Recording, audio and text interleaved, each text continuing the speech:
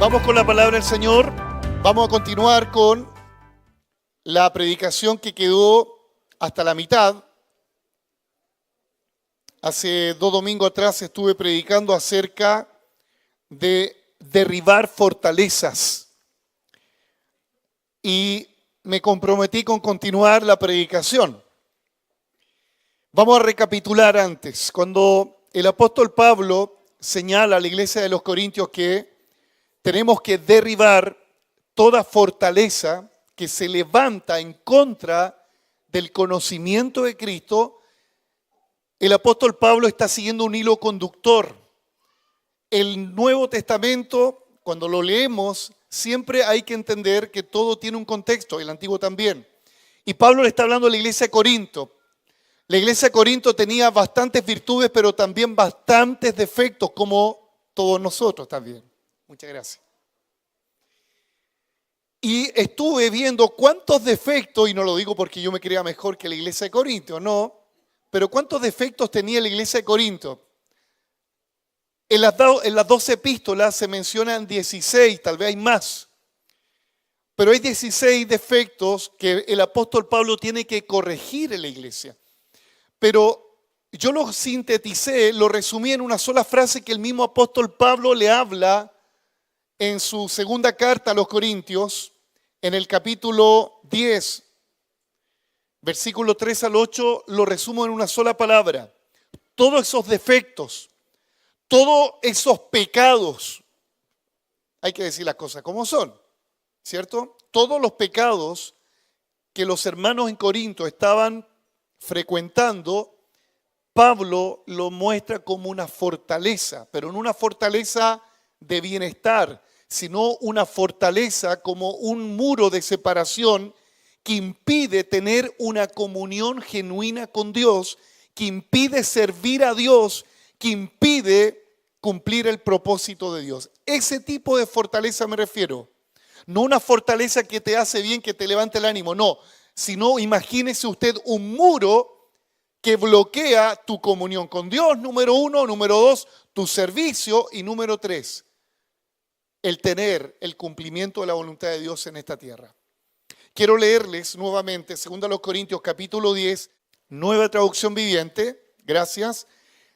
Versículo 3, dice, somos humanos, pero no luchamos como lo hacen los humanos. Usamos armas poderosas de Dios, no las del mundo, para derribar, ponga atención, las fortalezas de razonamiento humano, para destruir argumentos falsos.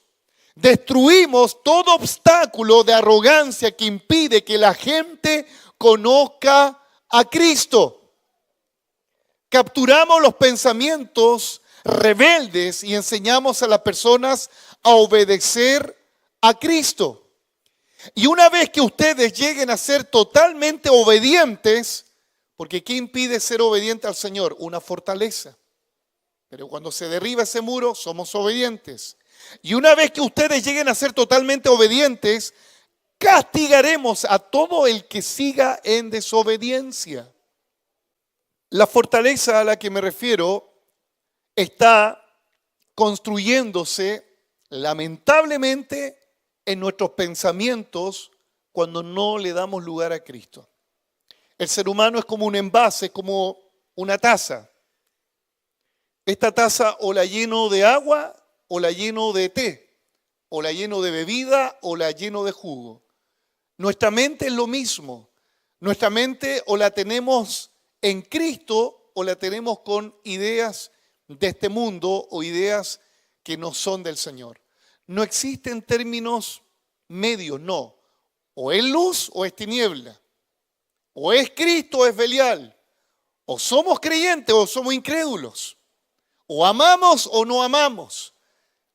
Entonces, comprendiendo que estas fortalezas se posicionan en los pensamientos de las personas, es un peligro cuando ladrillo tras ladrillo va construyendo o va edificando este muro llamado fortaleza, porque llega un momento, escúchalo bien, que ese muro nos atrapa y no somos capaces de salir de ahí. Nuestros grandes conflictos que hoy tenemos están aquí, en la mente, en los pensamientos. Cuando hablamos de mente, yo no soy psicólogo, no puedo dar una cátedra de la mente, pero la palabra mente en el griego y la palabra alma en el griego es la misma frase. Entonces, cuando hablamos de alma, estamos hablando de mente. Y el alma tiene que ver con el asiento de la voluntad, de las emociones, de las intenciones, de los pensamientos que tú y yo tenemos. Mire, tal vez voy a ocupar términos muy teológicos, muy técnicos, pero quiero que me siga y me entienda bien. Cuando el Señor viene a nuestras vidas, Él hace un trabajo en nuestro espíritu. Él nos regenera. Somos nuevas criaturas, porque antes estábamos muertos en delito y pecado. No podíamos tener comunión con Dios. Entonces, Él nos dio vida. ¿En qué área nos dio vida? En el espíritu. Somos nuevas criaturas. Sin embargo, el alma, que tiene que ver con lo que les mencioné, para no redundar, con algo propio de cada persona, con la identidad de cada persona, esa alma cada vez también comienza un trabajo de construcción. ¿De qué? De que nos parezcamos más a Cristo, que tengamos un carácter más parecido a Cristo, que lleguemos a la estatura del varón perfecto que es Cristo. Alma, en otras palabras, se refiere al carácter. ¿Y cómo sé que mi alma está siendo cada vez construida, edificada a la imagen del varón perfecto que es Cristo? A través del fruto del Espíritu. El fruto del Espíritu está desarrollado en el alma. ¿Se entiende? No sé si estoy muy técnico hablando. Dígame que no le pasó a usted que conoció a Cristo, se convirtió en una nueva criatura y el otro día se agarró a combo.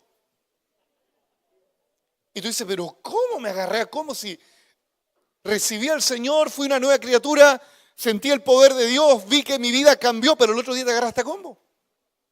¿Por qué? Porque Dios tiene que hacer un trabajo en tu alma, en el carácter. Entonces, ¿cuál era el problema de los hermanos de Corintios? Que estos hermanos tenían muchos carismas espirituales, tenían dones del Espíritu. Recuerde que los dones es una gracia de Dios que Él da a quien quiere. Él se lo da al más rabioso, al más calmado. Es algo soberano que Dios da a quien quiere, da el don. Pero el fruto es algo que se desarrolla cuando tú pones de tu parte. Cuando tú te dejas señorear por Cristo y por su palabra. El fruto tiene que ver con una obra de Él, pero tú pones de tu parte. ¿Se entiende? Entonces los hermanos de Corintios tenían virtudes, dones. En lo económico era una iglesia próspera, estaban en un puerto de bastante comercio. Era una iglesia numerosa. Era una iglesia que era como un referente para otras por varios aspectos. Porque fue una iglesia donde experimentaron dones multiformes del Espíritu y Pablo aprovechó para educar a la iglesia respecto al uso de los dones. Entonces fue como el paradigma de otras congregaciones. Sin embargo, Pablo comienza a mencionar 16 fortalezas que tiene esta iglesia y que tal vez tú también tengas o yo también tenga, y se las voy a recapitular, porque estas las mencioné hace 2 domingos atrás. ¿Cuál era la fortaleza que Pablo observa en esta iglesia? Habían división y contienda. Estoy recapitulando, usted escuchó este mensaje. Si no está en el canal de YouTube, suscríbase, la campanita, usted sabe todo eso.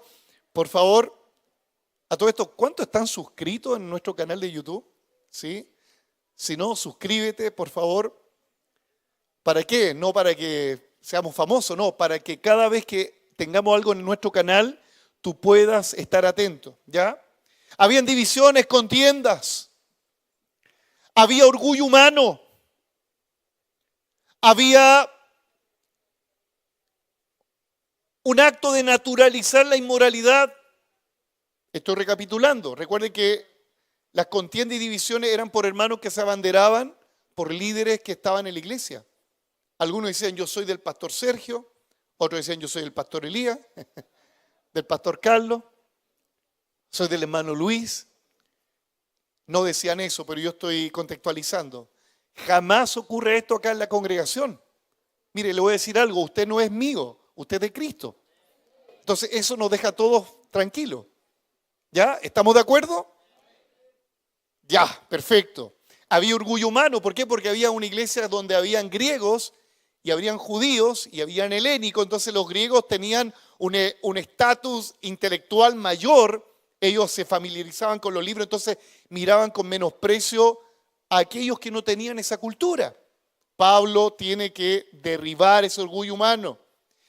Habían naturalizado la inmoralidad, recuerden que había un caso de incesto. Había un hombre que estaba teniendo una relación con su madrastra, siendo que la madrastra tenía una relación con su padre, con el padre de este joven. Ellos estaban envanecidos, estaban enfocados en sus dones, en sus carismas, y había pecado en la iglesia y nadie estorbaba el pecado. Eso es una fortaleza.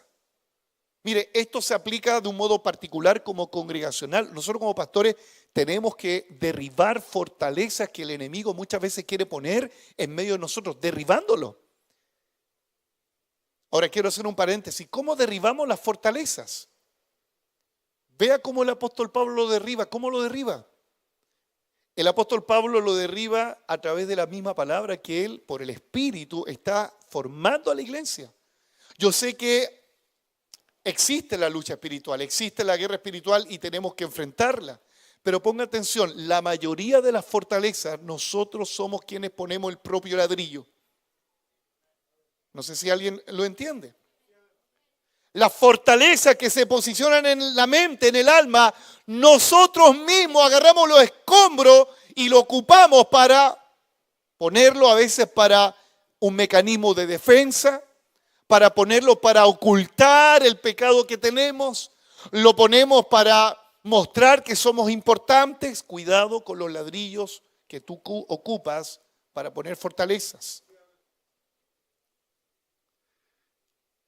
Una vez, hablando con el pastor Jim Masurek, él un día nos dijo, ¿quieren saber cuál es la clave para vencer las huestes de maldad que operan en la gente? Y nosotros quisimos escuchar su cátedra. Y él nos dio un testimonio y dijo, yo derribé una fortaleza terrible que había en un volado, en una población, dijo. ¿Y cómo lo hizo, pastor? Se sentó en la cuneta de la calle, se sentó al lado del volado. El volado, ¿usted sabe quiénes son los volados, hermanos venezolanos? ¿Sí? De eso. Y dice que lo abrazó. Le habló del amor del Señor y no tuvo que ni decirle el Señor te reprenda, diablo. El poder del Evangelio es suficiente. ¿Para qué? Para decirle a alguien que está encadenado solamente con la expresión Dios te ama. Y ese joven fue libre de esa fortaleza que él mismo había adoptado. Porque el volado, disculpando la expresión, no es que le eche la culpa al diablo, que el diablo me tentó a fumar. No, si tú fuiste a buscar la droga. Entonces, él nos enseñaba que las fortalezas espirituales muchas veces se vencen solamente estando al lado de la persona, hablándole del amor del Señor, y esta persona tiene que renunciar a esos ladrillos que él mismo coloca día tras día. Porque el que es adicto a la droga construye cada día que fuma, pone cada día un ladrillo.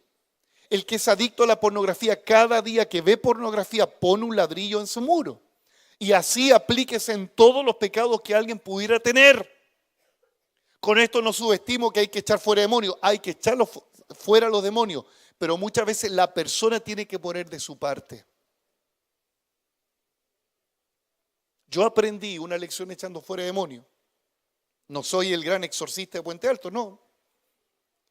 Pero una vez mi pastora, Anita María, de Jorge González, ella era la que nos lideraba echando fuera demonios. Era una mujer de carácter, una mujer con una gracia al Señor. El pastor tocaba el acordeón y ella era la que echaba fuera el demonio. Pero ella nos enseñó esto y se lo voy a enseñar a usted. Cuando usted quiere echar el demonio de una persona, escúchalo bien, usted lo que tiene que hacer es llevarla a Cristo primeramente. Y la persona tiene que renunciar a esa fortaleza. Y esa fortaleza, ¿cómo se derriba en la persona? Primeramente, arrepintiéndose. Si yo me arrepiento de mis pecados, ¿sabe lo que ocurre? ese muro que me separa con Dios se derriba en el nombre de Jesús. Y esos demonios tienen que retroceder en el nombre de Jesús. A veces estamos 2, 3, 4, 5 horas. ¡Sale diablo! ¡Sale diablo! ¡Sale diablo! Hagámosla más corta. Dile al que está endemoniado en su momento de lucidez: arrepiente de tus pecados. Confiesa a Jesús como Señor y Salvador. Listo. No estoy diciendo que no hay que echar fuera el diablo, hay que echarlo fuera. Pero Dios es un Dios de principio y de orden. Para derribar una fortaleza, tú tienes que poner de tu parte. Tú tienes que poner de tu parte. Yo no sé si usted conoce gente que pasa endemoniada. Y es fuerte lo que estoy diciendo. Yo conozco gente que pasa círculos viciosos endemoniados. Se liberan, quedan con demonios. Se liberan, quedan con demonios. ¿Por qué? Porque echamos fuera los ratones, pero no echamos fuera el foco que atrae a los ratones. ¿Entendió? Echamos fuera los ratones, pero el foco sigue ahí. Si alguien no saca la basura de la casa, aunque tú eches los ratones por un día, van a volver porque hay basura en la casa. La fortaleza es lo mismo. Si no renunciamos a esta fortaleza, si no ponemos de nuestra parte en arrepentirnos, esas fortalezas van a estar siempre ahí. El Señor está dispuesto a quitarla, claro, pero tú tienes que poner de tu parte. Como Pablo comienza a mostrar la forma de quitar esta fortaleza por la palabra, con un consejo. Pablo no va al monte del Sinaí y hace una procesión, un ritual de guerra espiritual, no va a ungir a la iglesia de Corinto en un avión, no. Lo que hace Pablo por la palabra derriba las fortalezas. No subestimo ese acto simbólico que algunos hacen, pero nos gusta mucho el show y no somos directos en poder aplicar la palabra en las personas. Es preferible un francotirador con un solo tiro, listo, que tirar un montón de balas al aire para ver si le achuntamos a algún pájaro. Muchas veces la iglesia anda así. Había un problema de los hermanos de incapacidad de resolver los conflictos. ¿Sabe qué es lo que hacían los hermanos? Cuando tenían un conflicto con otro hermano, vamos a carabineros. No a tribunal, inmediatamente a tribunal. O sea, entre ellos no había sabiduría para resolver los conflictos. Eso significa una fortaleza que los inhabilita para resolver los problemas interpersonales. Y me detengo acá. ¿Usted tiene resueltos sus problemas interpersonales? ¿O todo lo resuelve con carabinero? ¿Todo lo resuelve yendo a las autoridades? Con esto no estoy diciendo que no hay que hacerlo. Hay que hacerlo cuando en la primera instancia no se da en el diálogo, en la conversación. Pero hay gente que evita eso inmediatamente. ¿Qué es lo que hace? Se enreda en tribunales y no resuelve el tema antes, conversando. Ese problema tenían los hermanos. Había promiscuidad también. Otras fortalezas que estuvimos viendo, habían hermanos que no tenían una esposa, tenían 2 o 3. ¿Y por qué? Porque venían de una cultura de inmoralidad. Entonces Pablo tiene que decirle, hermano, cada hombre tenga su propia esposa, su única esposa. Había un problema también con los solteros. Los solteros no tenían el don para contenerse. ¿Y qué pasa? Se estaban quemando. O sea, había inmoralidad con los solteros. Entonces Pablo tiene que decir, derriba esa fortaleza de inmoralidad. Si se está quemando, cásese mejor. ¿Cómo derriba el apóstol Pablo esta fortaleza? Con la palabra. Diga conmigo, con la palabra. Había problema en el matrimonio. Otra fortaleza que el apóstol Pablo identifica en esta iglesia. ¿Qué ocurría en el matrimonio? Habían hermanos o hermanas muy espirituales, pero tan espirituales que no tenían intimidad con su esposo o con su esposa. Y eso provocó una fortaleza en el matrimonio que los dividía. Porque entre paréntesis, hermano amado, la intimidad sexual en el matrimonio no es pecado, es una bendición. Y Pablo tiene que decirle, por favor, Pablo le tiene que decir a los hombres y a las mujeres, no se nieguen el uno al otro. Porque si se niegan al uno al otro, ¿a quién se le da lugar? A la tentación y al diablo. Eso se llama fortaleza. Yo no veo al apóstol Pablo en el cerro, reprendemos el espíritu de decirle no al esposo. No, no, no, no, no. Es un tema práctico. Hay fortalezas que se derriban de un modo práctico. Pablo también tiene que derribar una fortaleza por un egoísmo financiero que había en los hermanos de Corinto. Eran ricos en dones espirituales, eran ricos en carisma, en muchas gracias, pero eran así de apretados con la obra de Dios. Pablo incluso tiene que decir, ¿acaso como apóstol no tengo derecho de cosechar lo que yo en ustedes siembro, lo espiritual? ¿Sabe lo que ocurría con el apóstol Pablo? Por causa de que los hermanos eran así de tacaños, Pablo tenía que tener dos fuentes o dos trabajos que lo tenían agotado. Ahora Pablo, para no forzar que los hermanos fueran dadivosos, él no quiso poner una carga más en la iglesia y él tuvo que ir a trabajar, y no es malo trabajar, pero recuerde que los ministros del Señor, los pastores, no todos, pero los pastores que estamos dedicados al 100%, es un deber de la iglesia de poder ser parte de un sueldo para aquel que está dedicado a ustedes. No lo digo porque tengo algo que decirle contra usted, no. Gracias a Dios tenemos un sueldo que nos ayuda a vivir normalmente. Pero ¿qué ocurría en esta iglesia? Habían personas, como siempre ocurre, que siempre cuestiona el tema del dinero en la iglesia. Usted se ha dado cuenta que esa gente que siempre critica, no, el diezmo no es para este tiempo, y tiene razón. Pero con el espíritu, como lo dice, generalmente esas personas son las más tacañas que están en medio de una obra.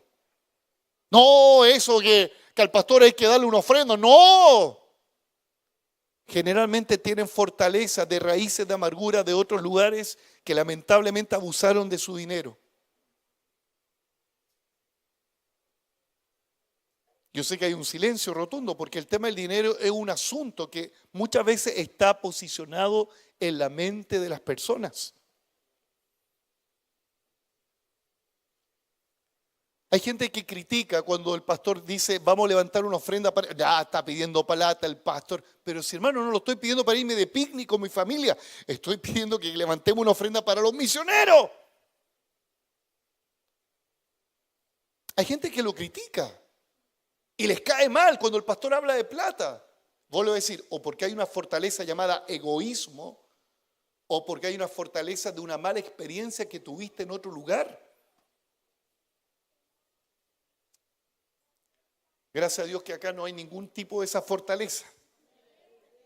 Amén. Amén. Por la fe lo digo porque tuvimos que derribar la fortaleza del egoísmo para poder comprar toda esta propiedad.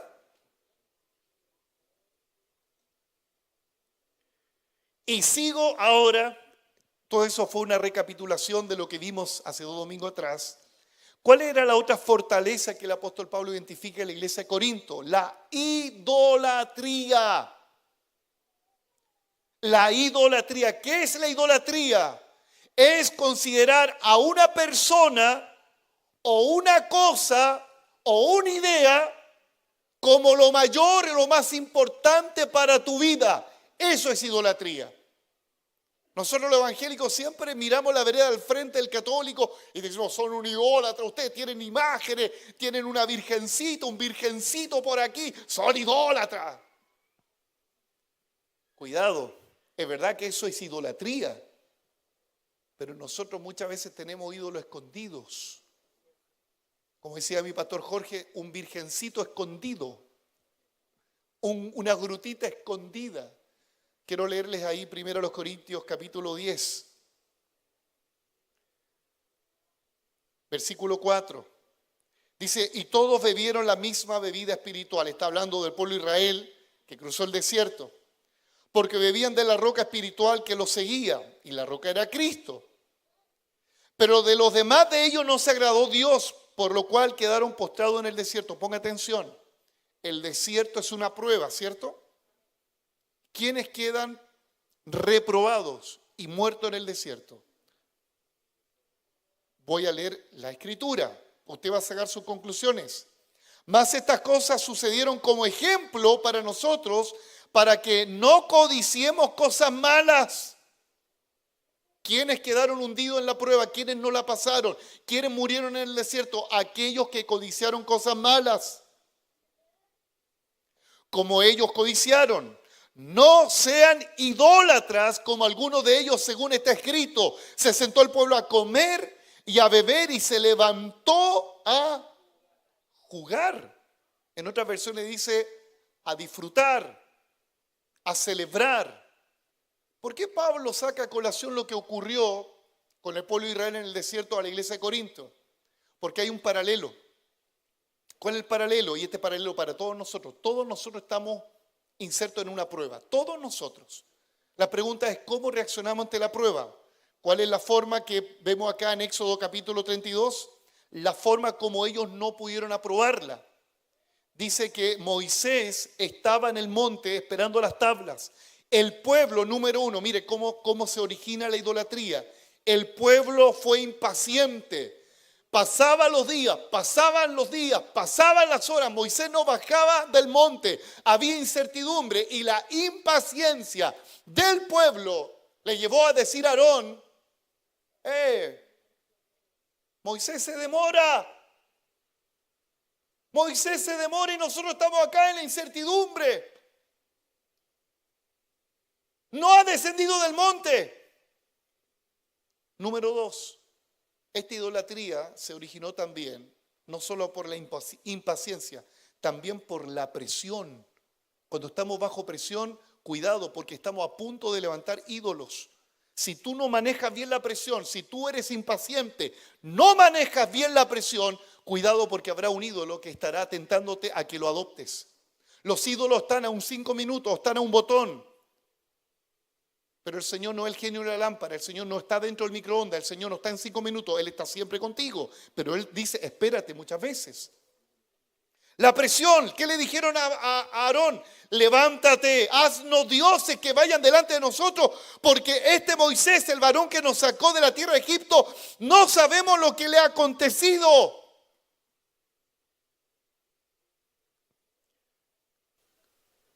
La fortaleza de la idolatría no es un palito que pisé, pisé cacuca de gato, no me di cuenta. No, así no es. Primero comienza con la impaciencia. Segundo comienza con la presión económica, la presión social, la presión, en fin, póngale ahí el título que usted quiera. Y tercero, se manifiesta cuando tú le das más dinero, más tiempo, más fuerza y energía. Ahí se muestra cuál es tu ídolo. El versículo 2 de Éxodo 32. Y Aarón les dijo, aparten los zarcillos de oro que están en las orejas de vuestras mujeres, de vuestros hijos y de vuestras hijas, tráiganmelo. Versículo 13, entonces todo el pueblo apartó los zarcillos de oro que tenían en sus orejas y lo trajeron a Aarón.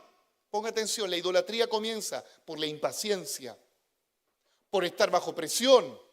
Y eso te llevará a gastar gran parte de tu dinero, gran parte de tu tiempo, gran parte de tus emociones por algo, puede ser una persona, una cosa o una idea.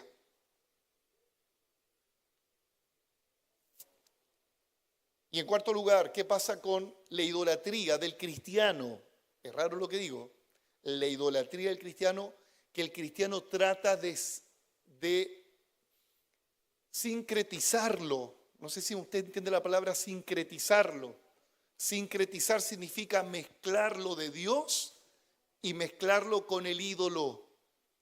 Y maquillarlo y decir, sí, total, no somos religiosos. No, ¿usted ha escuchado esa? No, que eso de ser tan conservador. Un poquito más, no pasa nada. Un poquito más, no pasa nada. Sincretismo, ¿qué pasó? Versículo 6 o versículo 5. Y viendo esto, Aarón edificó un altar delante del becerro y pregonó Aarón y dijo, mañana será fiesta para Jehová. ¿Cómo va a ser fiesta para Jehová si hay un becerro de oro? O sea, ¿cómo vamos a mezclar lo de Dios con los ídolos? Y dice, y ofrecieron holocausto y presentaron ofrenda de paz y se sentó el pueblo a comer y a beber. Y Pablo dice aquí en Corintios, y a jugar, a recrearse, y se levantó a regocijarse. Un ídolo te lleva a un placer. Un ídolo te lleva a regocijarte. Lo peor que puede ocurrir a nosotros como cristianos es mimetizar el ídolo con algo sagrado del Señor. Cuidado. ¿Cuál es la fortaleza que tenía la iglesia de Corinto? Todas las que le mencioné. Pero había una que ellos estaban mostrando. Codiciar lo malo, idolatría por algunas cosas que estaban ahí.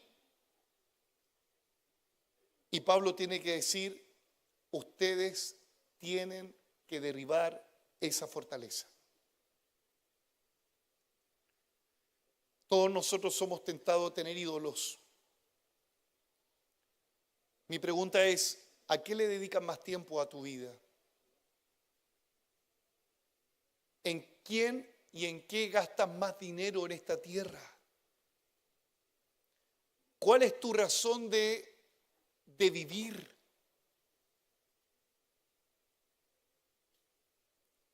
¿Amas más las cosas de esta tierra? ¿Amas más la bendición de Dios o amas al Dios de toda bendición? Yo sé que todos luchamos con una tentación llamada ídolo, pero eso se llama, damas y caballeros, eso se llama fortaleza. Fortaleza. ¿Cómo salen todas estas fortalezas? Usted puede recapitular lo que he dicho. ¿Alguien puede decir cómo se derriba una fortaleza? Dijimos que fortaleza es lo mismo que pecado. ¿Y cómo se derriba el pecado? ¿Cómo se derriba? ¿Vamos a reprender el espíritu de pecado? Sí, pero ¿cómo? Arrepintiéndonos. Y que la palabra construya en nosotros no un muro que nos confunda, no, es un puente que nos lleva a Dios. La palabra no es un muro, la palabra es un puente que nos lleva al Padre. El pecado es un muro que nos separa de Dios, nos separa del plan de Dios, pero la palabra es un puente que nos lleva al Padre. Aquí los varones, abróchense bien los cinturones porque voy a hablar de otra fortaleza. Y las mujeres, como decían los más antiguos, cíñase bien la falda. ¿Sabe lo que Pablo tuvo que derribar en el nombre del Señor en la iglesia de Corinto? El feminismo. Y uno dice, pero ¿en qué parte dice feminismo acá? Y el machismo. Si usted piensa que esto se originó en el siglo XVIII, está equivocado.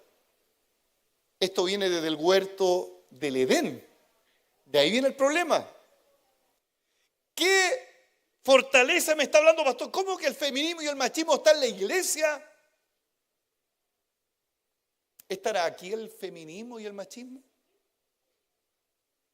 Si el Señor no escudriñara, partamos por los matrimonios y partamos de lo particular a lo general. Primero a los Corintios capítulo 11, versículo 3. Pero quiero que sepáis que Cristo es la cabeza de todo varón. ¿Qué pasó con los varones, hermano? Cristo es la cabeza de todo varón.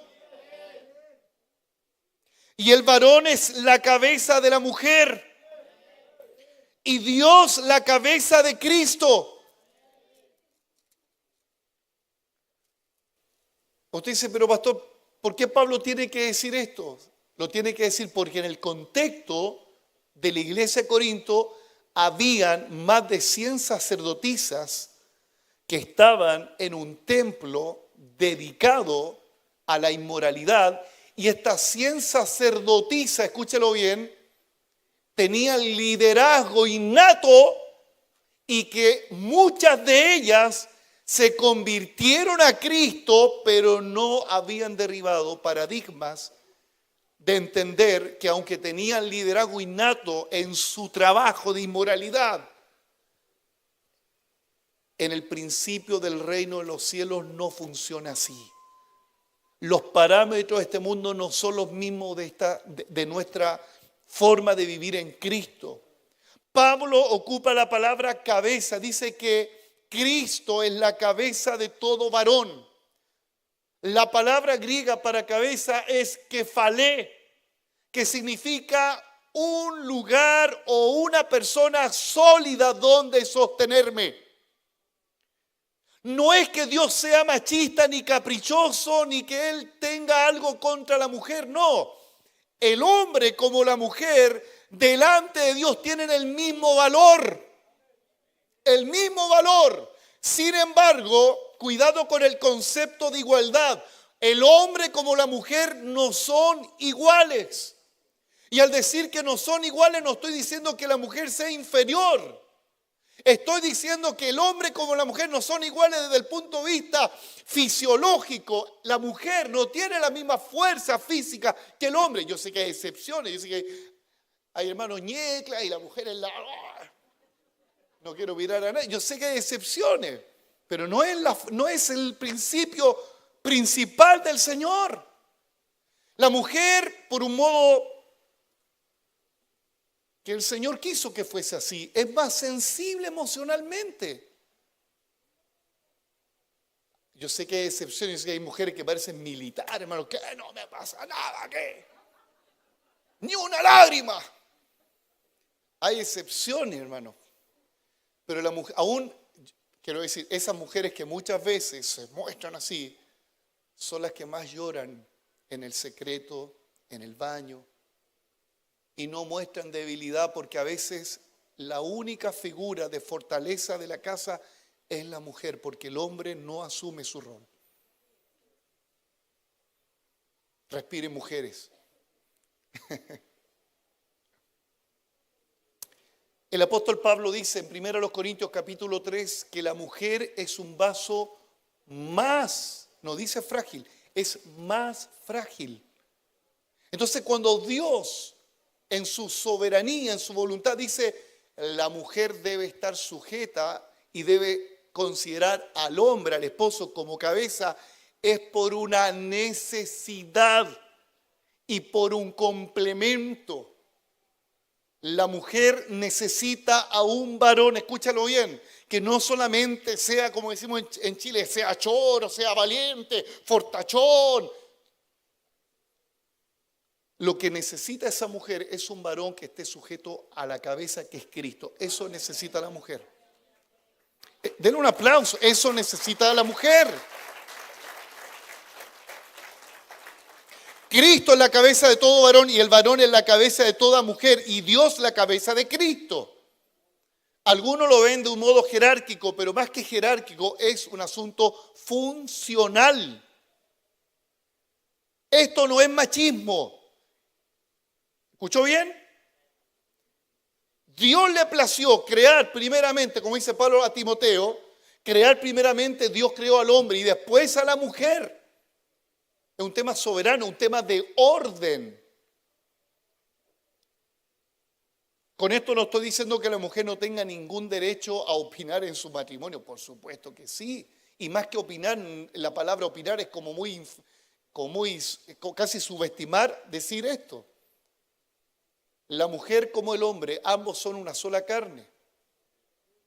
La mujer no es que tenga libertad o no libertad de opinar, creo que está mal dicho la palabra opinar. La mujer puede tomar decisiones, sí, pero basada en la cobertura de su esposo, que es la cabeza.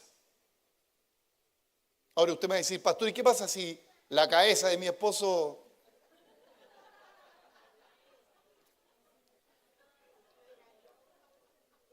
parece codo? Pues yo sé que hay mujeres que dicen así. No se congrega, le pone,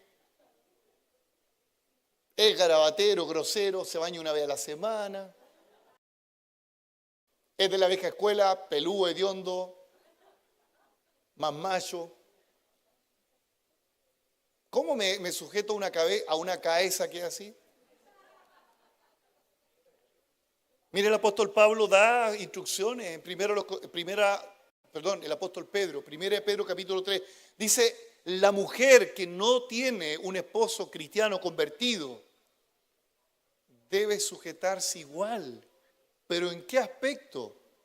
En principios y valores universales como el respeto, como llegar a un horario que corresponde a la casa, que no descuide su rol de madre, que no descuide su rol como dueña de casa, porque está tan apasionada por su trabajo, tan apasionada por su carrera, tan apasionada por las cosas de la iglesia,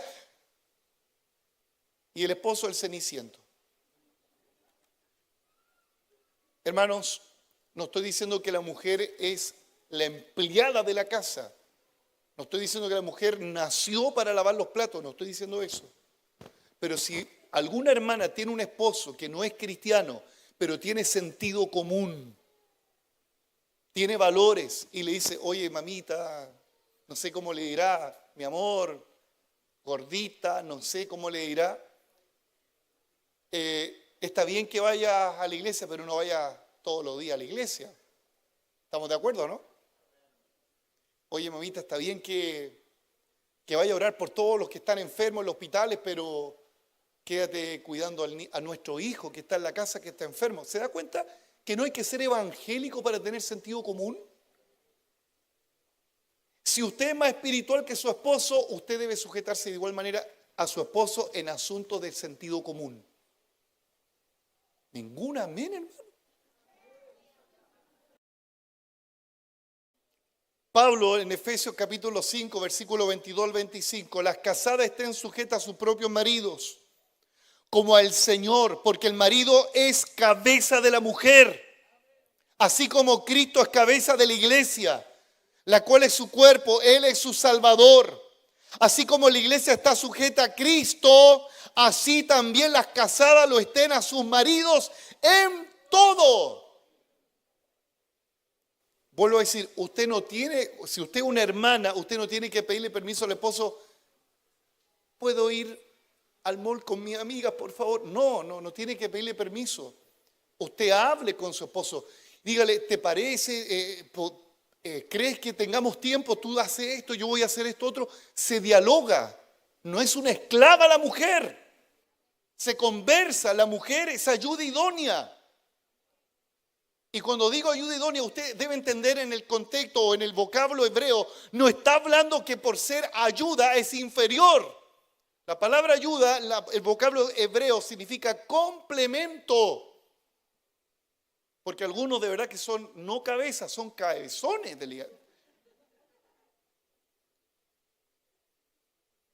Y aquí voy con los varones, porque el apóstol Pablo habla qué significa ser cabeza. Marido, amen a su esposa, ahí comienza el rol. Y cuando un marido ama, escúchalo bien, la cuida, provee a sus necesidades, está atenta a los detalles, no la trata como una esclava, no le exige intimidad, no le exige cumplir su rol como esposa, no, lo que siembra cosecha. ¿Aló? Lo que siembra cosecha. Claro, porque a algunos maridos les gusta el versículo de Corintios. Oye, dice la Biblia que no tenéis que negarte, po. Sí, pues les gusta el versículo. Yo soy la cabeza, po. Y hasta ahí ya.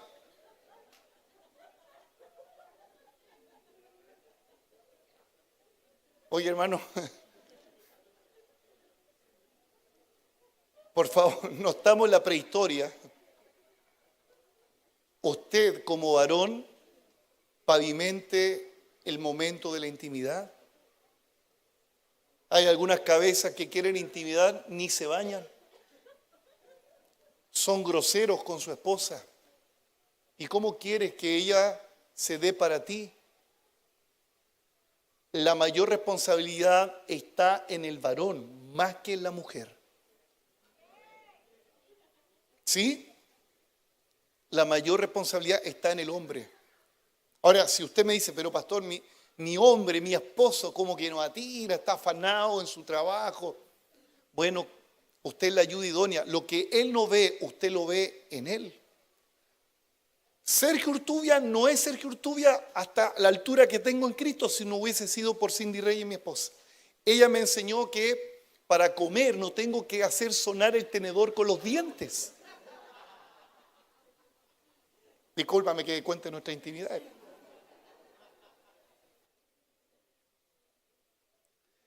Que el calcetín cuando te lo sacas no tienes que tirarlo así como que si fuera la chaya del cumpleaños. ¿Sí?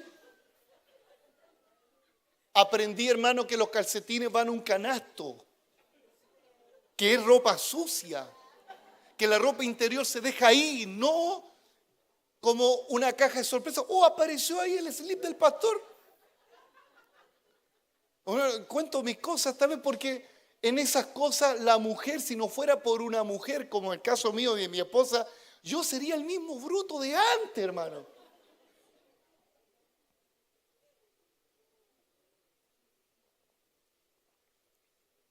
Usted ayuda idónea. Generalmente las mujeres ven más que lo que los hombres no ven.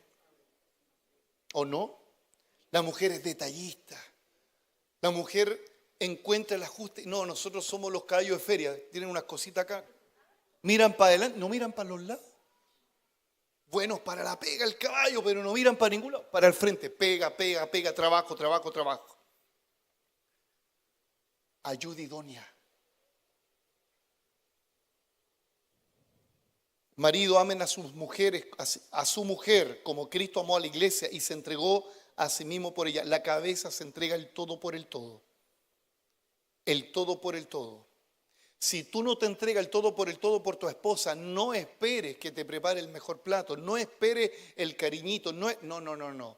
Lo que siembra cosecha.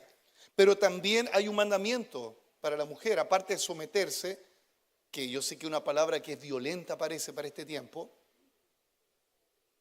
o sujetarse. De hecho, una vez tuve un debate con una psicóloga cristiana. Me dijo, no, eso usted no le puede enseñar a la mujer que tiene que sujetarse porque eso de la esclavitud, y la esclavitud quedó emancipada. Pero entienda el Espíritu como Pablo lo habla, el Espíritu Santo. Para que usted entienda este consejo debe tener el Espíritu Santo.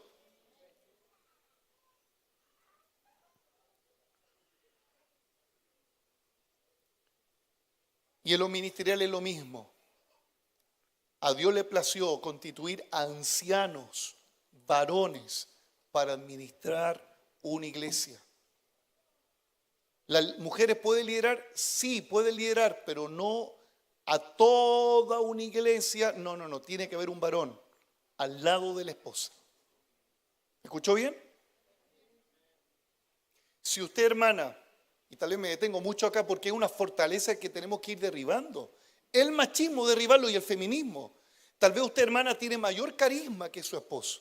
Tiene mayor desplante, tiene mayor verborrea, habla, tiene, ¿cómo llamarlo?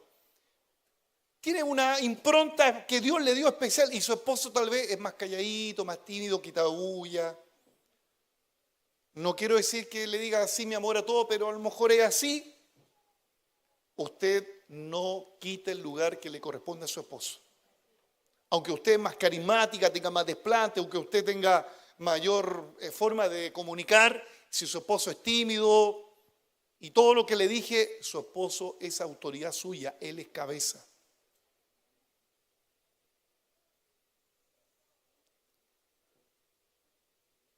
Pero muchas veces los esposos, como son así, se amparan ante una mujer que tiene todas estas cualidades y descansa en la mujer, ¿o no? Descansa en la mujer. Cuando hay un problema, habla tú con él. Mira, ella hablando con el, no sé, con el vecino. ¿Cómo? Ponte los pantalones, hombre, enfrenta la situación. Conversa con el hombre. No, es que no me gustan los problemas.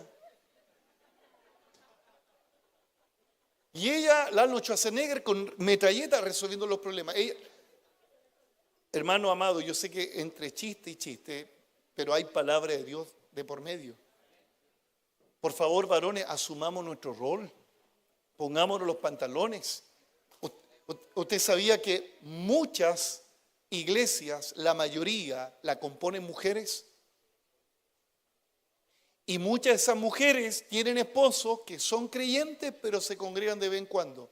Escúchalo bien, el hombre que deja de congregarse comienza a perder autoridad espiritual en su casa. El hombre debe ser el que tiene la iniciativa de guiar a su familia a la oración. El hombre tiene la responsabilidad, como dice en el Antiguo Testamento, Deuteronomio capítulo 6. El Shema, el obedece a Dios, que dice: enséñale a tus hijos cuando vayas por el camino, cuando te acuestes, cuando vayas al colegio, enséñale la palabra. Aquí está el mandamiento: a los varones, señores.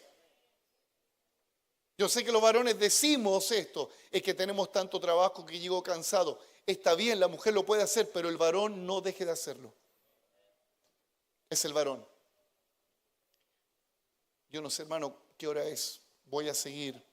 ¿Cuál es el otro muro o la otra fortaleza que el apóstol Pablo tiene que derribar en esta iglesia de Corinto?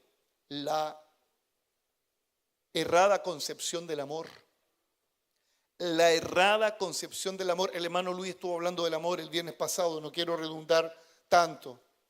Pero primero a los Corintios capítulo 13, del 1 al 3, Pablo dice: si yo hablo lengua humana y angélicas y no tengo amor, vengo a ser como un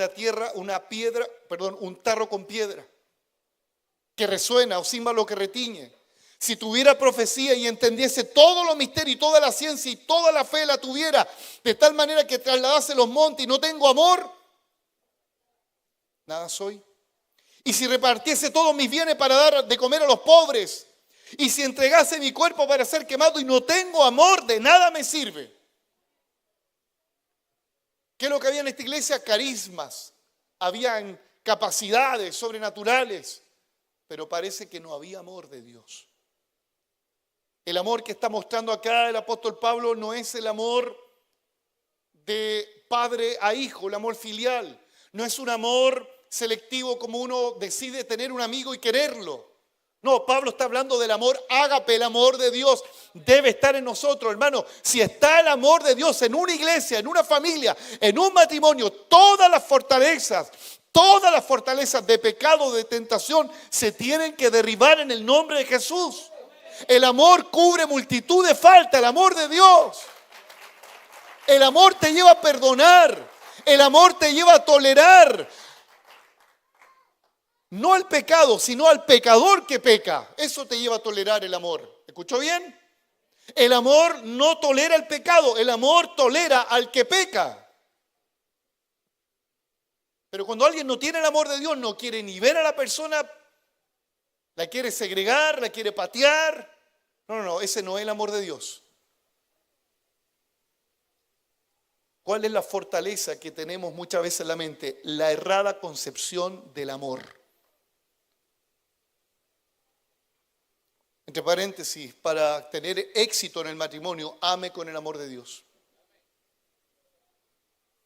Para tener éxito en una relación interpersonal con sus hijos, con la iglesia, ame con el amor de Dios.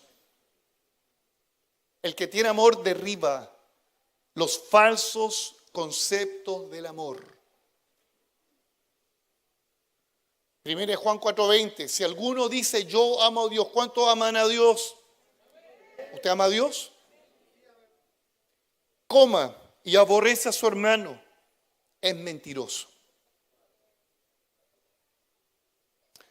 Pues el que no ama a su hermano, ¿a quien ha visto? ¿Cómo puede amar a Dios a quien no ha visto?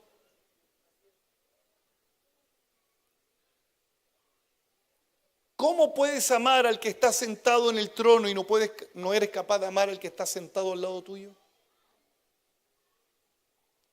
Todas esas concepciones erradas del amor se llaman fortalezas. Fortalezas.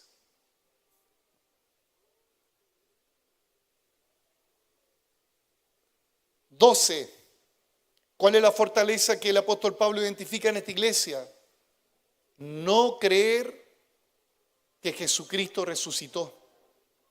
No creer que Jesucristo resucitó. O sea, si yo hago una pregunta, creo que la respuesta es lógica. ¿Cuántos creen que Jesús resucitó? Amén. Pero ¿cuántos viven al Cristo resucitado? Los demonios creen que Jesús resucitó, pero no están dedicados al Cristo resucitado. Hermano, no basta solo con creer que Jesús resucitó. Debemos vivir para el Cristo resucitado. Primero los Corintios 15:12, pero si se predica que Cristo que resucitó, pero si se predica de Cristo que resucitó de los muertos, ¿cómo dicen algunos entre ustedes que no hay resurrección de los muertos? Versículo 14, y si Cristo no resucitó, vana es entonces nuestra predicación y vana también es nuestra fe. ¿Cómo usted y yo podemos mostrar incredulidad en el Cristo que resucitó? Con la forma de vivir. Hermano, la fe no se demuestra diciéndolo. La fe se demuestra viviéndolo. Si tú crees en un Cristo crucificado, tienes que hacer lo que el apóstol Pablo dijo. Con Cristo estoy juntamente crucificado. Y ya no vivo yo, mas Cristo vive en mí. Si usted cree que Cristo resucitó, ¿qué dice Colosenses capítulo 3, versículo 1? Si pues habéis resucitado con Cristo, buscad las cosas de arriba y no las de la tierra. Poner la mira en las cosas del Señor. ¿Cómo te das cuenta que tú de verdad tienes una fe en el Cristo resucitado? Porque buscas las cosas de arriba. Tu prioridad no es tu trabajo, tu prioridad no son las cosas de esta tierra. Tu prioridad mientras trabajas está Cristo. Tu prioridad mientras estudias está Cristo. Tu prioridad mientras estás con tu familia está Cristo. Eso es.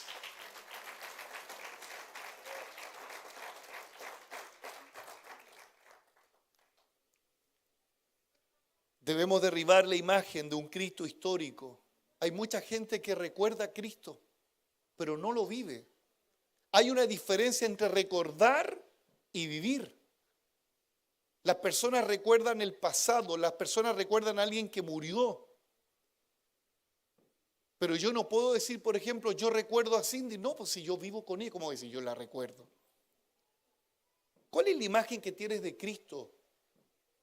Si tú tienes solamente una imagen histórica, teológica, de laboratorio, no estás creyendo en el Cristo resucitado. Alguien que cree en el Cristo resucitado es una persona que está revolucionada por el Señor, revolucionada por el Evangelio. Los apóstoles, cuando vieron a Cristo resucitado y vieron la evidencia de sus heridas que aún estaban frescas, vieron que Él traspasó los muros, vieron que Él les dijo a la orilla de la playa: hijitos, ¿tenéis algo que comer? Y se dieron cuenta que era Cristo resucitado. ¿Sabe lo que provocó? Que ese muro, esa fortaleza de miedo, incredulidad, de tener a un Cristo del recuerdo, se derribó y corrieron a Cristo. Corrieron a Cristo. Alguien que tiene derribada la concepción del Cristo que no resucitó. Alguien que tiene derribado ese muro será un apasionado por el Señor. ¿Sabe cómo a veces me doy cuenta que la gente no vive al Cristo resucitado? Cuando no hay pasión por Él. No hay pasión por Él.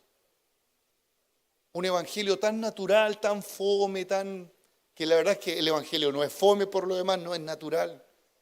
Todo lo que es natural y fome se llama religión. Todo lo que es poder de Dios es el evangelio de un Cristo resucitado.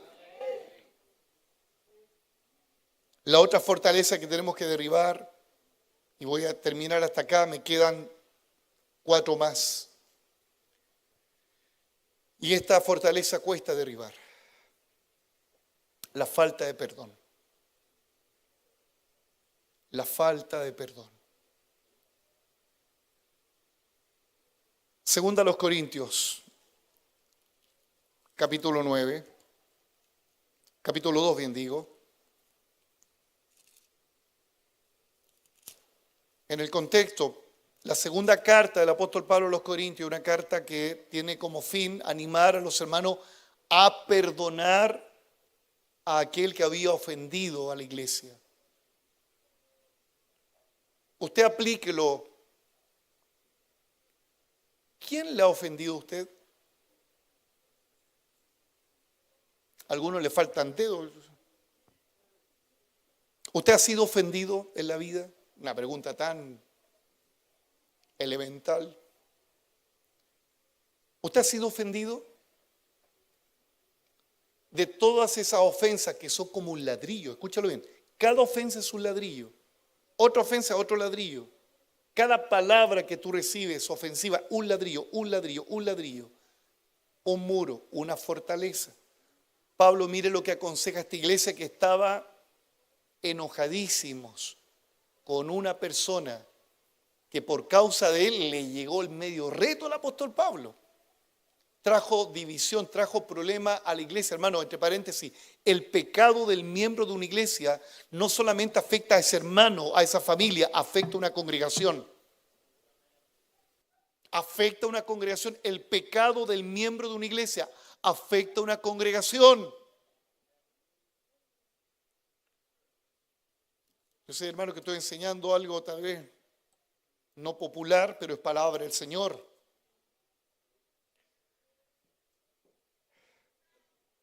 Voy a leer versículo 5, segundo a los Corintios 2, 5.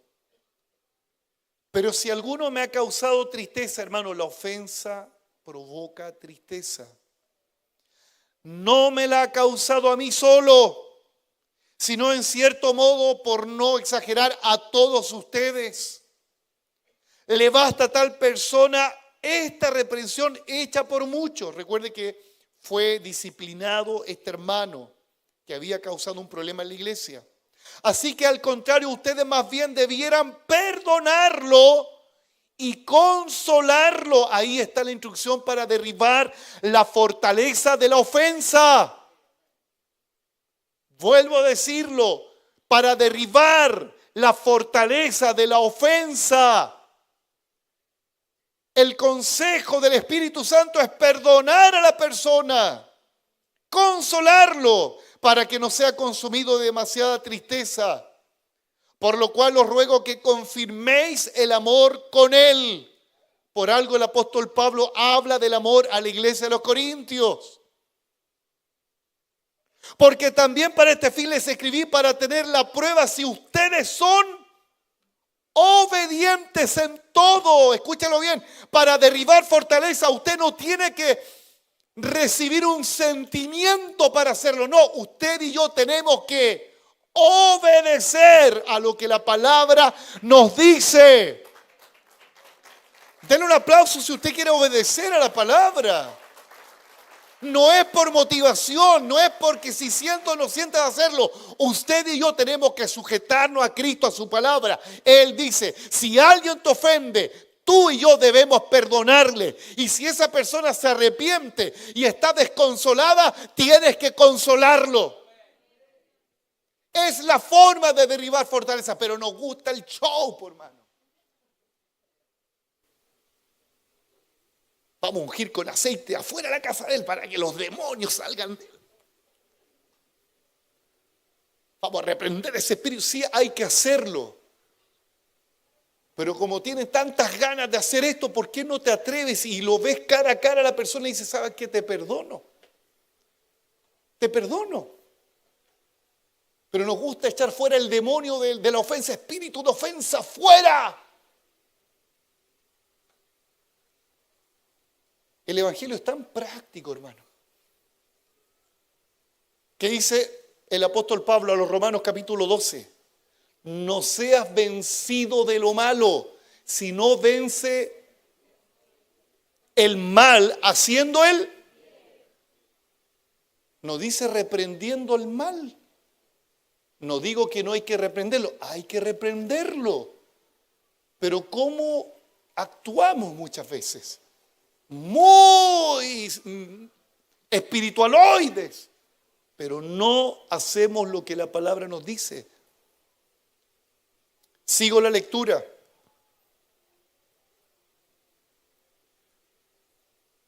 Versículo 9. Me gustaría que usted estuviera leyendo ahí conmigo, porque también para este fin os escribí, para tener la prueba si vosotros sois obediente en todo. Obediente en todo. ¿Qué es ahí? Obediente en todo. ¿Qué es ahí? Vamos rápidamente a 2 Corintios capítulo 10.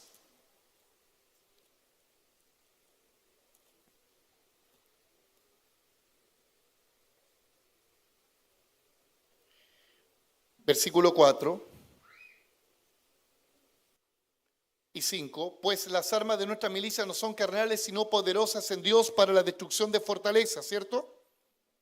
Derribando argumentos y toda altivez que se levanta en contra del conocimiento de Dios y llevando cautivo todo pensamiento ¿a qué? ¿Cómo se derriban las fortalezas? Obedeciendo a Cristo. Mire, escúchalo bien. Cuando el tema ya se pone heavy, hermana Vilma, heavy en el griego, sabe ya. Cuando el tema se pone peludo en el... Discúlpeme el lenguaje coloquial, hermano, usted sabe la palabra peludo, ¿cierto? Brígido.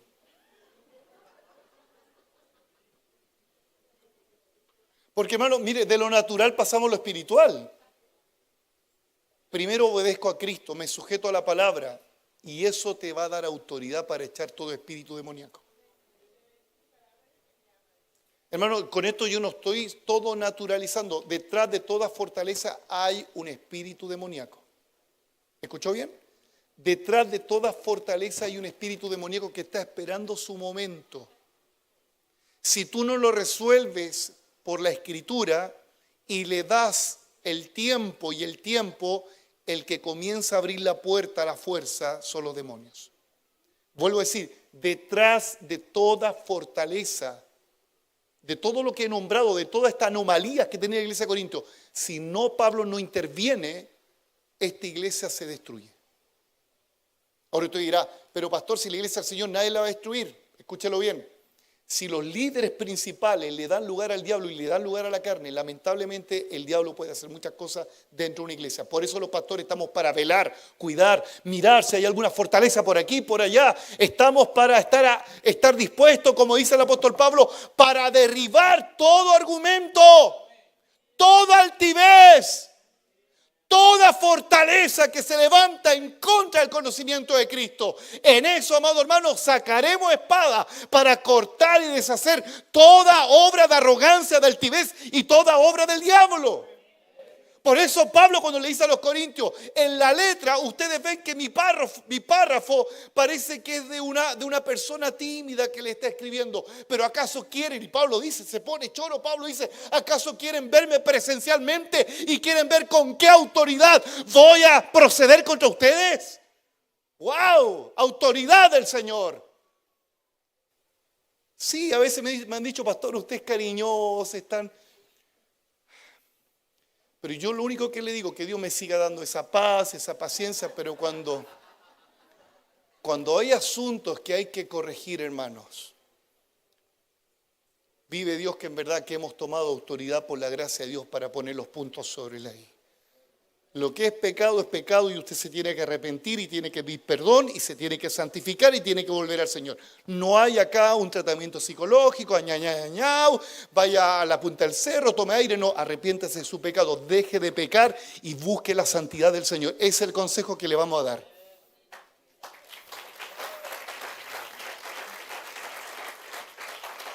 Sigo la lectura. Y al que vosotros perdonáis, yo también. Porque yo lo que he perdonado, si algo he perdonado por vosotros, lo he hecho en presencia de Cristo. Hermano, el perdón tiene que estar en presencia del Espíritu y de Cristo. Si no, es de la boca para afuera. En presencia de Cristo tenemos facultad para perdonar. Sin la presencia y el señorío de Cristo, de la boca para afuera. Y si usted perdona de la boca para afuera, usted va a seguir con esa fortaleza.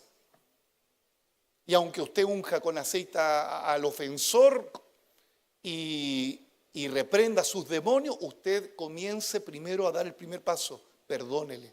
Después échele fuera a los demonios. Perdónele primero. Sigo leyendo. Versículo 11. Ahí está el propósito del por qué hay que hacer todo esto. Para que Satanás no gane ventaja alguna sobre nosotros, pues no ignoramos sus maquinaciones y yo agrego sus fortalezas. Escúchelo bien. Si alguien no derriba una fortaleza posicionada en la mente, que Pablo le llama argumento, eso habla de un argumento, una idea.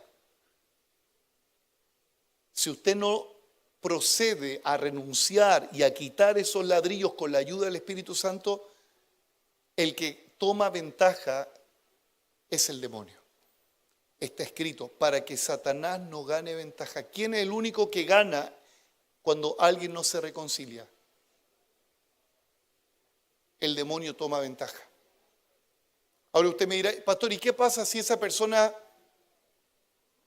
no recibe mi perdón o no se arrepiente y no me pide perdón a mí? Lamentablemente esa persona queda con fortalezas en su mente, bloqueado, esclavo, encarcelado en esa condición de falta de perdón o de no perdonar. Pero si usted perdona, aunque la persona lo manda usted a la punta del cerro, no importa, usted es libre. Usted es libre. Y Satanás no toma ventaja. Póngase en pie, por favor.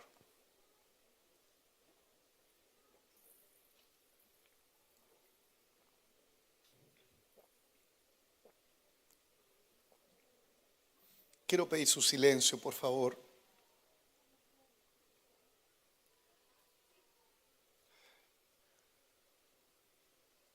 ¿Sabe cuál es una de las principales labores que tenemos los pastores? La que el apóstol Pablo expresa. Derribar fortalezas. Derribar fortalezas. Pero no las derribamos solo, usted tiene que poner de su parte. ¿Sabe cómo muchas veces nosotros derribamos fortaleza en ustedes? Le entregamos, permítame ocupar un lenguaje figurado. Le pasamos a usted un combo de esto que ¡pum! Hay una maquinita, una herramienta que no sé cómo le llama, que es cango. Porque mucha gente a veces quiere que el pastor le vaya a derribar, le haga la pega. Pastor, reprende ese espíritu que anda en el Belcebú de mi esposo. Sí, lo voy a reprender, pero usted tome la palabra, haga lo que tiene que hacer. ¿Sabe lo que hace Pablo con esta iglesia que tiene fortaleza? Pablo por la palabra le da herramientas para que ellos derriben fortalezas. Si nos gusta la pega, fácil a nosotros. Que el pastor me unja, que se me vayan todas las... Hermano amado, comienza, y se lo digo no con un dedo gordo, no. Se lo digo, también me pongo en la palestra, comencemos a arrepentirnos primero. Arrepintámonos. De ahí comienza a desmoronarse la fortaleza. Es que me ofendieron, pastor. Sí, fuiste víctima de una ofensa, pero también tú eres responsable de no albergar una raíz de amargura. Y esa raíz de amargura es una fortaleza. ¿Se da cuenta? Ya, dejémonos de victimizarnos. Toda persona en esta tierra ha sido víctima de una ofensa, pero también el 99,9% de los que son víctimas de una ofensa alberga un ladrillito de amargura. Y pasan los años, otro ladrillo y otro ladrillo. Dios quiere hacernos libres. Dios quiere hacernos libres. Oh Señor. Quiero que levante su mano derecha ahí, por favor. Todos nosotros tenemos que despojarnos de todo peso, de todo pecado que nos asedia. Todos nosotros tenemos que despojarnos de una fortaleza. que te impide adorar a Dios con libertad, que te impide servir a Dios con alegría y con gozo. Si tú no lo estás haciendo, tengo que mostrarte el diagnóstico. Hay una fortaleza que te impide congregarte, que te impide servir a Dios, que te impide amar a Dios, que te impide orar. Hay una fortaleza, y con la autoridad que me es conferida como pastor de la iglesia, como Pablo la tuvo con los corintios, derribamos toda fortaleza que se levanta en contra del conocimiento de Cristo, toda altivez, toda obra del maligno, todo pensamiento que no está en la palabra, toda obra del diablo cae por tierra en el nombre de Jesús de Nazaret. Toda fortaleza de división y contienda en esta hora se cae por tierra. Todo pensamiento es llevado cautivo a la obediencia de Cristo, a la obediencia de Cristo. Toda fortaleza de orgullo humano, de creerse superior al hermano, en esta hora, ese argumento, esa altivez es llevado cautivo a la obediencia de Cristo, es derribado. Toda obra de inmoralidad que se ha naturalizado, toda concupiscencia que se ha puesto en la mente de los creyentes, en esta hora es derribada. La fornicación, la inmoralidad, el adulterio, fuera en el nombre de Jesús. Se derriban en el nombre de Jesús. Se derriban en el nombre de Jesús. Toda fortaleza de incapacidad de resolver los problemas entre los hermanos se derriban. El orgullo se derriba en el nombre de Jesús. Todo espíritu, toda fortaleza de promiscuidad en el nombre de Jesús se derriba de la mente, del corazón, del alma. Todo espíritu egoísta, toda fortaleza egoísta que no es capaz de ofrendar con generosidad, que cuestiona los asuntos de los dineros en esta hora. Toda fortaleza de egoísmo cae por tierra en el nombre de Jesús de Nazaret.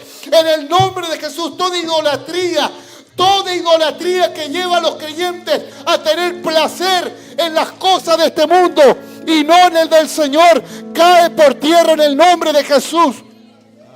Cae por tierra en el nombre de Jesús. Cae por tierra en el nombre de Jesús. Cae por tierra en el nombre de Jesús. Oh, en el nombre de Jesús. Todo feminismo, todo machismo, toda mujer debe sujetarse a su esposo, sujetarse a Cristo. Todo varón se sujeta a Cristo en esta casa. Todo varón asuma su rol de esposo, de padre, de proveedor, de aquel que cuida su casa. Señor, todo feminismo, todo machismo es pisoteado en el nombre de Jesús.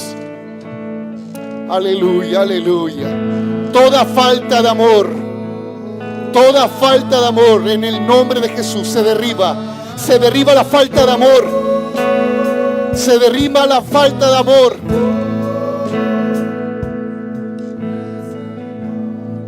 Toda fortaleza de vivir un evangelio que no es evangelio.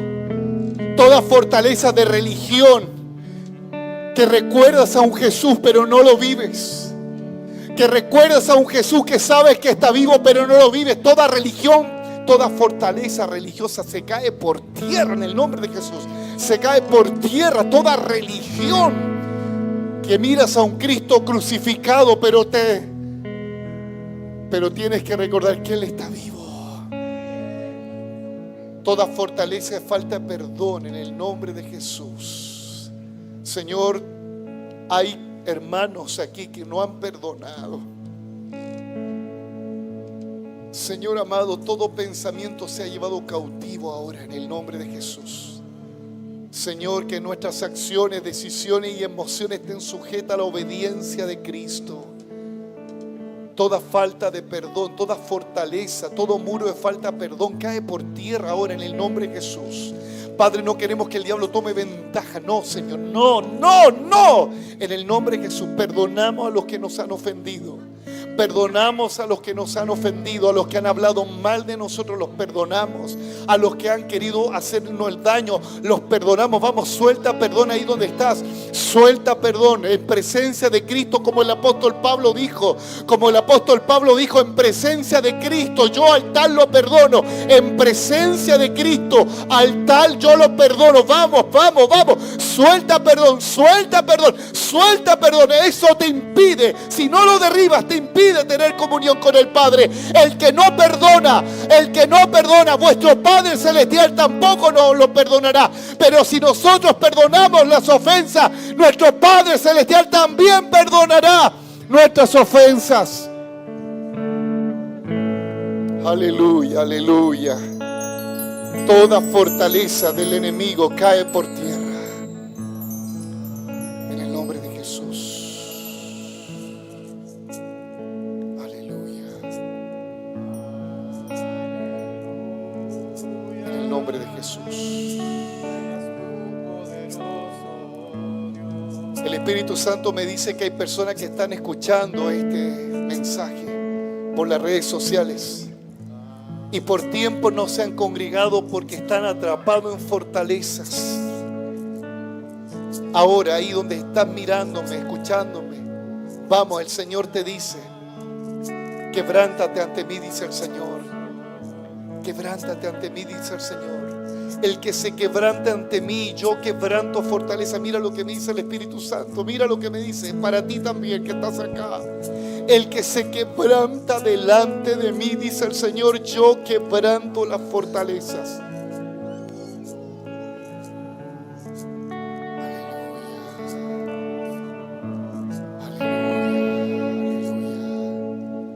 ¿Hace cuánto tiempo no adora a Dios con libertad? ¿Hace cuánto tiempo vienes a la iglesia solamente a ver cómo otros cantan, a ver cómo otros adoran y tú no puedes hacerlo? El Señor quiere derribar esas fortalezas. El Señor quiere derribar esos argumentos. El Señor quiere derribar la religiosidad. Él quiere derribar el pecado. Él quiere derribarlo. Oh, Dios quiere dar libertad. Dios quiere que vuelvas a enamorarte de Él. Él quiere que vuelvas a ser apasionado por Él. En el nombre de Jesús.